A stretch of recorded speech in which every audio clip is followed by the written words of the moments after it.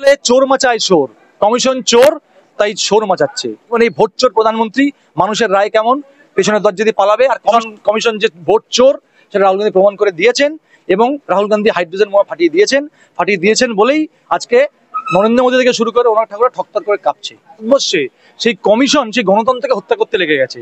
অর্থাৎ কিভাবে ভোটারদের গণতান্ত্রিক অধিকারকে নষ্ট করে দিয়ে একটি বিশেষ রাজনৈতিক দলকে জেতানো যায়, তার যত ধরনের প্রক্রিয়া করা যায় সেটা নির্বাচন কমিশন, আমি শুধু কমিশন বলবো নির্লজ্জ নির্বাচন কমিশন সেটা দেখিয়ে দিচ্ছে।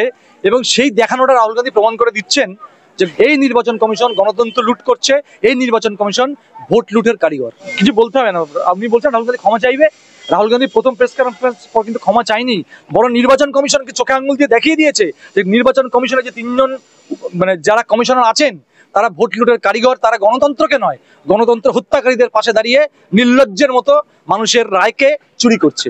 অনুরাগ ঠাকুররা সেই চুরির ভাগিদার, সেই চুরির ফলে অনুরাগ ঠাকুররা মন্ত্রী হয়ে বড় বড় কথা বলছেন। অনুরাগ ঠাকুরদের তো নির্বাচন সেভ করতে হবেই, কারণ কমিশন না থাকলে, নির্বাচন কমিশন না থাকলে এই অনুরাগ ঠাকুরদের কেন্দ্রীয় বাহিনীর সিকিউরিটি নিয়ে, লাল বাতি নিয়ে দিল্লির রাস্তায় ঘুরতে হবে না, ভারতবর্ষের রাস্তায় ঘুরতে হবে না। তথ্য প্রমাণ না থাকে, আমি দায়িত্ব নিয়ে বলছি, নির্বাচন কমিশন চুপ করে বসে আছে কেন? যাক না, নির্বাচন কমিশন বিরোধী দলের বিরুদ্ধে কোর্টে সুপ্রিম কোর্টে মামলা করে প্রমাণ করুক যে রাহুল গান্ধী মিথ্যা কথা বলছেন। আমি দায়িত্ব নিয়ে বলছি, নির্বাচন কমিশনের সেই ক্ষমতা নেই, নির্বাচন কমিশনের সেই অকাত নেই যে রাহুল গান্ধীর মিথ্যাটাকে প্রমাণ করে, বা রাহুল গান্ধী যেটা বলছেন যেটা মিথ্যা বলছেন সেটা প্রমাণ করে দেওয়ার। তাই নির্বাচন কমিশন ছুটে জগন্নাথে বসে আছেন, বড় বড় কথা বলছেন, এই দেখে নেবো সেই দেখে নেবো। আসলে দেখুন, আসলে নির্বাচন কমিশনও বুঝতে পেরেছেন তাদের চুরিটা ধরা পড়ে গেছে, চোর পাকড়া গায়া।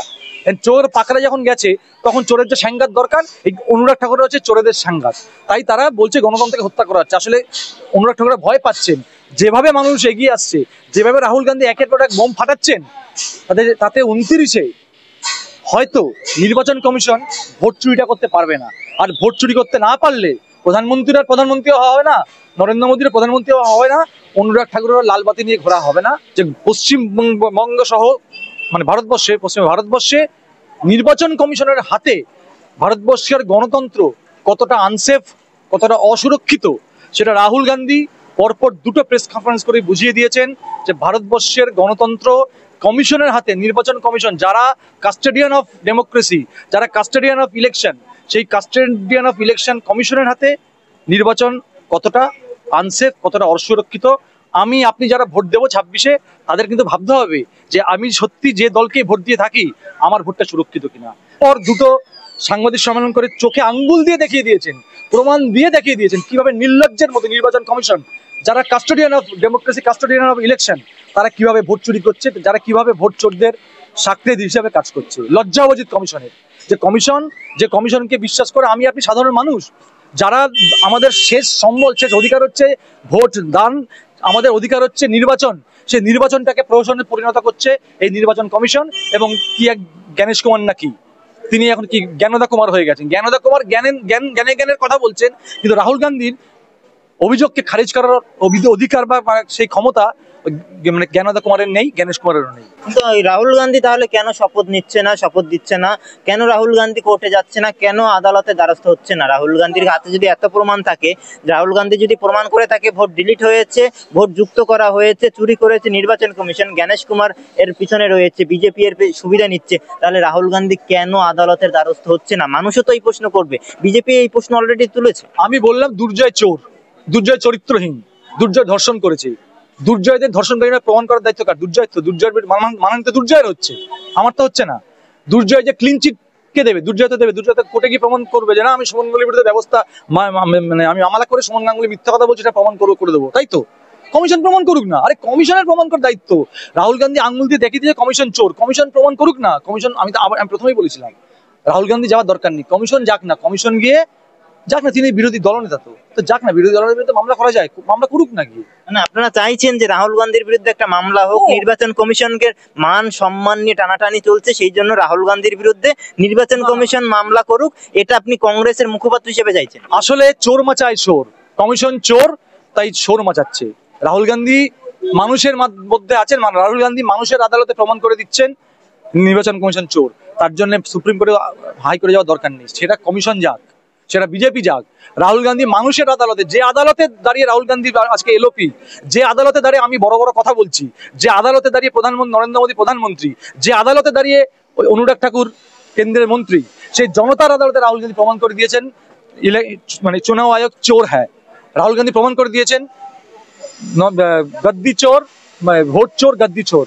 রাহুল গান্ধী প্রমাণ করে দিয়েছেন। মানুষের আদালত শেষ আদালত, দেখুন কোনো আদালত শেষ না, শেষ আদালত হচ্ছে মানুষ, কারণ মানুষ 5 ঘন্টা 6 ঘন্টা দাঁড়িয়ে লাইনে দাঁড়িয়ে ভোট দেয়, তাই মানুষের আদালত শেষ আদালত। সেই আদালতে রাহুল গান্ধী প্রমাণ করে দিয়েছেন কে চোর, আর যারা শোর মাচাচ্ছে তারা সেই একটা ছিল না সিনেমা চোর মাচায় শোর, তারা চোরেরাই শোর মাচাচ্ছে, রাহুল গান্ধী শোর মাচাচ্ছেন। রাহুল গান্ধী প্রমাণ করে দিচ্ছেন।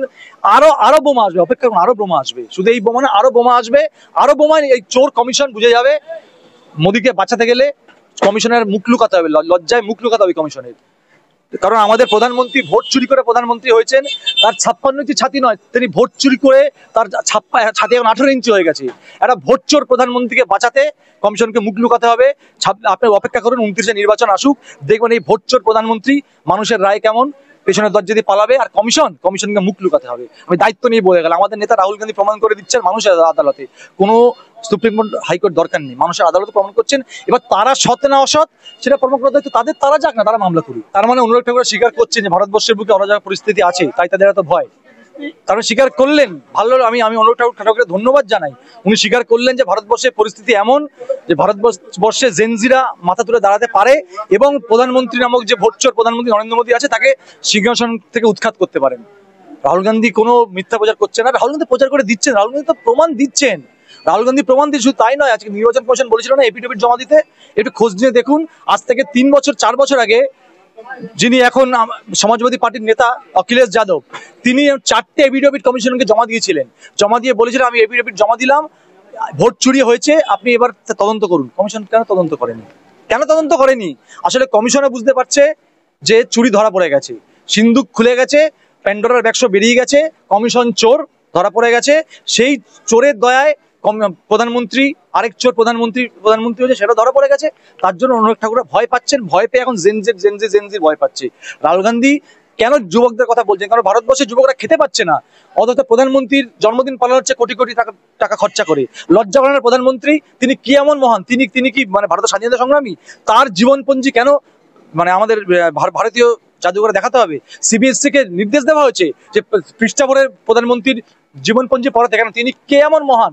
তাহলে তিনি ভোটচোর প্রধানমন্ত্রী, তিনি চাকরিচোর প্রধানমন্ত্রী, তিনি গরিব মানুষের মানে অধিকার কেড়ে নেওয়া প্রধানমন্ত্রী, তিনি চোর প্রধানমন্ত্রী। চোর প্রধানমন্ত্রীর ইতিহাস লেখা থাকে না, ইতিহাস লেখা থাকে ইন্দিরা গান্ধীর, ইতিহাস লেখা থাকে জওয়াহরলাল নেহরুর, ইতিহাস লেখা থাকে মনমোহন সিংদের।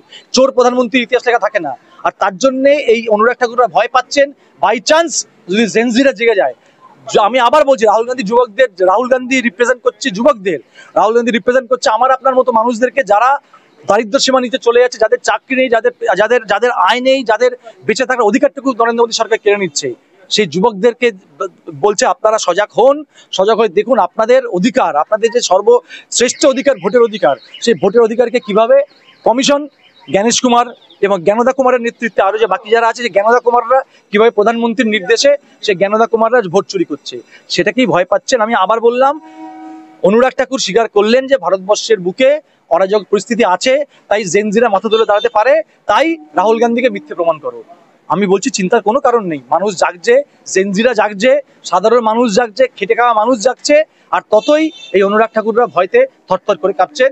আর বললাম বোমের আওয়াজ, বুম, ওই আওয়াজটা আজকে দেখুন দীনদয়াল উপাধ্যায় মার্গে চলে গেছে, দেখুন ওখানে এখন মনে হয় ওই সেই মানে মেটাল ডিটেক্টর দিয়ে বোম টোম খোঁজা হচ্ছে।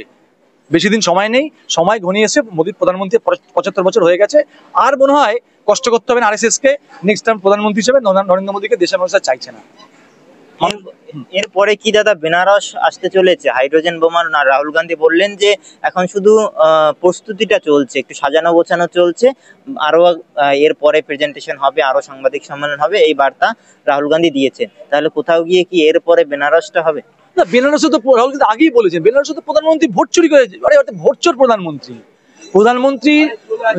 ভোটচোর প্রধানমন্ত্রী। আপনি বলুন না, 8 না 9 রাউন্ডের পর হঠাৎ করে ভোট গণনা বন্ধ হয়ে গেল কেন? আজকে ওখানকার আমাদের যিনি প্রার্থী ছিলেন উত্তরপ্রদেশ প্রদেশ কংগ্রেস সভাপতি, তিনিও বলেছেন 1 লক্ষ ভোটে নরেন্দ্র মোদী হারেন। নরেন্দ্র মোদী এই জ্ঞানদা কুমারদের দয়ায় বেনারসে জিতেছেন। অপেক্ষা করুন, শুধু বেনারস না, আরো অনেক বেনারস আপনারা দেখতে পাবেন। আবার বললাম, রাহুল গান্ধী তৈরি, রাহুল গান্ধী তথ্য দিয়ে তৈরি, রাহুল গান্ধী এরকম পরপর এক একটা হাইড্রোজেন বোমা ফাটাবে, আর এইসব অনুরাগ ঠাকুররা তারা এই বোমার আঘাত সহ্য করতে না পেরে ভুলভাল বলবে, প্রেস কনফারেন্সে থরথর করে কাঁপবে। চিন্তার কোনো কারণ নেই, বেনারসও আসবে, আরো সমস্ত, শুধু বেনারস না, আরো অনেক, দেখুন না দেখতে থাকুন। রায়বেরেলি, তারপরে আরো ওয়ানার, আরো না, না, যে যে সিটগুলো রয়েছে সেগুলো আছে। কেন আরে ওয়ার্নার রায়বেরেলি তো কংগ্রেসের সিট। যদি ওখানে রাহুল গান্ধী চুরি করে যেতেন, তাহলে এতদিন সময় পর বিজেপিতে শাসন ক্ষমতায় আছেন, বিজেপির কথাতে নির্বাচন কমিশন চলছে, তা ওয়ার্নার রায়বেরেলিতে যে চুরি করে রাহুল গান্ধী আর প্রিয়াঙ্কা গান্ধী জিতেছেন, সেটা প্রমাণ করে দিক না অনুরাগ ঠাকুর, সেটা প্রমাণ করে দিক না। এখানেই প্রশ্নটা করা হচ্ছে যে যখন কংগ্রেস জেতে তখন ভোট চুরির কথা আসে না, নির্বাচন কমিশন তখন ভোট চুরি করে না, যখন বিজেপি জিতবে তখন ভোট চুরি করবে, এটা তো দ্বিচারিতা হলো না? না, আমি তো বলছি, আপনি একদম ঠিক কথা বলেছেন যে রাহুল গান্ধী এমন চুরি ধরিয়ে দিয়েছেন। রাহুল গান্ধী প্রথম প্রেস কনফারেন্স করেছেন প্রায় এক মাস আগে। এক মাসের মধ্যে বিজেপির কোনো ছোট বড় মেজো খোকা কাকা জ্যাঠা কারোর ক্ষমতা হলো না। রাহুল গান্ধী এবং প্রিয়াঙ্কা গান্ধী ওয়ারনাট এবং যেখানে রায়বেরেলি, যেখানে রাহুল গান্ধী এবং প্রিয়াঙ্কা গান্ধী জিতেছেন, সেখানে যে ভোট চুরি হয়েছে, একটা সাংবাদিক সম্মেলন দেখে তথ্য প্রমাণ দিয়ে বলে দেওয়া। তার মানে প্রমাণ হচ্ছে রাহুল গান্ধী বেনারসে প্রমাণ করে দিয়েছেন, নরেন্দ্র মোদী ওয়ার্নাট প্রমাণ করতে পারেননি। রাহুল গান্ধী কর্ণাটকের মহারাষ্ট্রে একটা বিধানসভা আসন প্রমাণ করে দিয়েছেন, বিজেপি রায়বেরেলি প্রমাণ করতে পারেননি। তার মানে প্রমাণিত হলো রায়বেরেলি এবং ওয়ার্নারে মানুষের ভোটে জিতে। দেখুন, বিজেপি এত বোকা নয় যে যদি রায়বেরেলি এবং ওয়ার্নারে রাহুল গান্ধী প্রিয়াঙ্কা গান্ধী ভোট চুরি করে যেতে বিজেপি হাতে এরকম করে বিবেকানন্দ বসে বসে থাকবে, একদমই নয়। বিজেপি যে প্রতিহিংসা পরায়ণ দল, যদি এরকম সত্যি কোনো তথ্য থেকে থাকতো, বিজেপি তাণ্ডব শুরু করে দিত ভারতবর্ষ জুড়ে। বিজেপি বড় বড় পোস্টার দিয়ে রাহুল গান্ধী প্রিয়াঙ্কা গান্ধীর চুরি প্রমাণ করে দিত। সেটা পারেনি বলেই আজকের এই আপনি যে প্রশ্ন তুলে সেটা এখন বিজেপি তুলছে যে কংগ্রেস জিতলেই সঠিক, বিজেপি জিতলেই ভুল। আরে সে কংগ্রেস জিতলে সঠিক, বিজেপি জিতলে ভুল, সেটা রাহুল গান্ধী প্রমাণ করে দিয়েছে। বিজেপি চুরি করে ভোটে যেতে, বিজেপি প্রমাণ করুন রাহুল গান্ধী চুরি করে ভোটে জিতেছে। রাহুল গান্ধী নিশ্চয়ই ব্যবস্থা নেবে, রাহুল গান্ধী নিশ্চয়ই পদত্যাগ করবেন। সৎ রাহুল গান্ধীর আছে, প্রধানমন্ত্রীর দেখুন 56 ইঞ্চি হলে হয় না, করুন না অবশ্যই। রাহুল গান্ধী একবারে বলেছেন নাকি?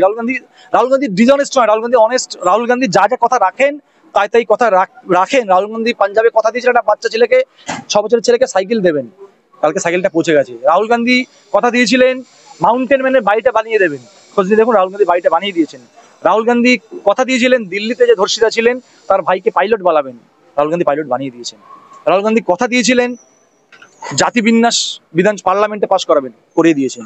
রাহুল গান্ধী যা বলেন তাই করেন, প্রধানমন্ত্রী যা বাতেলা দেন সেটা করেন না। পার্থক্য এই জায়গার। ইনার নাম হচ্ছে নরেন্দ্রনাথ দামোদর দাস বাতেলাবাজ মোদী। রাহুল গান্ধী কথা রাখা রাহুল গান্ধী।